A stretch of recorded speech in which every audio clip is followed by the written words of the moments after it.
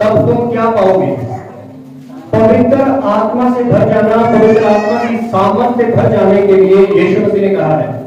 अब जब यीशु मसीह अपने चेलों को छोड़कर स्वर्ग की तरफ जा रहे हैं, उससे पहले वो एक सुझाव दे रहे हैं, बता रहे हैं, आज्ञा दे रहे हैं कि यरूशलेम में टिके रहना, इसको छोड़ना नहीं है, इंतजार करना उस चीज का जो वादा किया गया है। वादा क्या किया गया कि अंत के दिनों में मैं सबके ऊपर अपना पवित्र आत्मा भेज दूंगा। हालेलुया। सबके ऊपर क्या करूंगा? अपना पवित्र आत्मा। तो इंतजार करना उस चीज का। हालेलुया। तो इंतजार करना। और यहाँ की साइड में क्या लिखा है? जब पवित्र आत्मा तुम पर आएगा तब तुम सामर्थ पाओगे। अगर पवित्र आत्मा आएगा तो उसका सबसे बड़ा चिन्ह क्या है कि तुम क्या पाओगे? सामर्थ पाओगे। क्या पाओगे? अगर पवित्र आत्मा आएगा तो तुम सामर्थ पाओगे। यीशु मसीह की इच्छा है, यीशु मसीह की मर्जी है कि तुम सामर्थ पाओ। और सामर्थ पवित्र आत्मा के बिना नहीं मिल सकती। हर एक विश्वासी की ये जिम्मेवारी है कि वो पवित्र आत्मा से भरे। क्या करे? पवित्र आत्मा से। हर एक विश्वासी पवित्र आत्मा से भरे, ये विश्वासी की जिम्मेवारी है। यीशु मसीह ने आज्ञा दी है। अब आगे देखते हैं कि किस काम के लिए जरूरी है पवित्र आत्मा का सामर्थ हमारी जिंदगी में। अब पवित्र आत्मा तो ठीक है, हम बोल सकते हैं पास्टर जी इसका काम क्या होगा, क्या करेगा अगर पवित्र आत्मा आएगा, उसकी सामर्थ आएगी तो उसका फायदा क्या है, हमें क्यों चाहिए?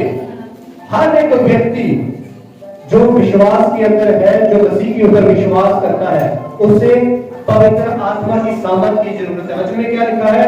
उस अभिषेक से वह जुआ तोड़ दिया जाएगा। आप चाहे कोई बिजनेस करने वाले हैं, चाहे खेती करने वाले हैं, चाहे कोई अपना काम पर्सनल करने वाले हैं, या कोई जॉब करने वाले, कोई भी हो सकते हैं हम, पर पवित्र आत्मा की जो सामर्थ है वो हर एक व्यक्ति के लिए है। और परमेश्वर चाहता है हर एक व्यक्ति उस सामर्थ से भरे, उस पवित्र आत्मा से भरे। क्योंकि जब पवित्र आत्मा आएगा तब तुम क्या पाओगे? आज विश्वासी की जिंदगी में सबसे बड़ी समस्या ये है, सबसे बड़ी दिक्कत ये है कि वो पवित्र आत्मा के अंदर भरना नहीं चाहता है। अब भरेंगे कैसे, उसके बारे में भी हम आगे थोड़ा बात करेंगे। हमें किन चीजों में पवित्र आत्मा की जरूरत है? सबसे पहला, उसका बेटा बन के चलने के लिए। क्यों पवित्र आत्मा की जरूरत है? क्यों उसकी सामर्थ की जरूरत है? उसका बेटा बन के चलने के लिए। यहां पे क्या लिखा है? इसलिए कि जितने लोग परमेश्वर की आत्मा के चलाए चलते हैं वे ही परमेश्वर के पुत्र हैं। हालेलुया। रोमियो 14 में क्या लिखा है? जितने लोग परमेश्वर की आत्मा के द्वारा चलाए जाते हैं, चलते हैं, वो ही उसके बेटे और बेटियां बनते हैं।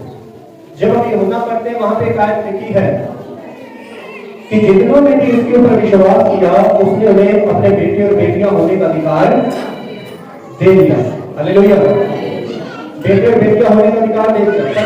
अब हम यहाँ पे क्या पढ़ रहे हैं कि जितने उसकी आत्मा के द्वारा चलते हैं वो ही उसके बेटे और बेटियां बनते हैं। उसका बेटा बनने के लिए हमें पवित्र आत्मा के अंदर चलने की जरूरत, उसकी सामर्थ की जरूरत है, नहीं तो हम चल नहीं सकते। उसके बाद हम दूसरी चीज जो देखते हैं वो है आत्मिक और संसारिक शारीरिक संसार में सब चीजों के लिए। आपकी जिंदगी में कुछ भी हो सकता है, जैसे मैंने पहले बताया, चाहे तो वो आपके कोई पर्सनल कामकाज हो, चाहे कोई वो आत्मिक चीज हो, कुछ भी हो, हर एक चीज में आपको परमेश्वर की आत्मा की एक आयत पढ़ेंगे हम, रोमियो 8:9। रोमियो 8:9 क्या लिखा है? परंतु जबकि परमेश्वर का आत्मा तुम में बसता है तो तुम शारीरिक दशा में नहीं परंतु अब यहाँ पे रुकेंगे, लिखा क्या है? परंतु जबकि परमेश्वर का आत्मा तुम में बसता है तो तुम शारीरिक दशा में नहीं। एक विश्वासी अगर आत्मिक लेवल में भी बढ़ना चाहता है, कहीं पे भी उसके अंदर पवित्र आत्मा है, परमेश्वर का दिया हुआ आत्मा है, तो इसलिए अब हम शारीरिक दशा में नहीं। शारीरिक दशा का मतलब क्या? वैसे हम गलातियों में पढ़ते हैं, क्या लिखा वहां पे? शरीर के काम तो प्रकट है, चोरी, चुगली, झूठ, निंदा, व्यभिचार, आंखों की अभिलाषा, कुछ ये सारी बातें जो है वो क्या है? जो कुछ चीजें गलत हैं, जो परमेश्वर को पसंद नहीं है, वो शरीर के काम है। किसके काम है? शरीर के। और यहाँ पे क्या लिखा है? परंतु जबकि परमेश्वर का आत्मा तुम्हें बसता है तो तुम शारीरिक दशा में नहीं परंतु आत्मिक दशा में हो। तुम क्या हो? एक विश्वासी क्या है? वो अपने आप को भले ही ये सोचता हो कि मैं तो अपनी मर्जी से चलूंगा, पर चीज में जाने के लिए, समझने के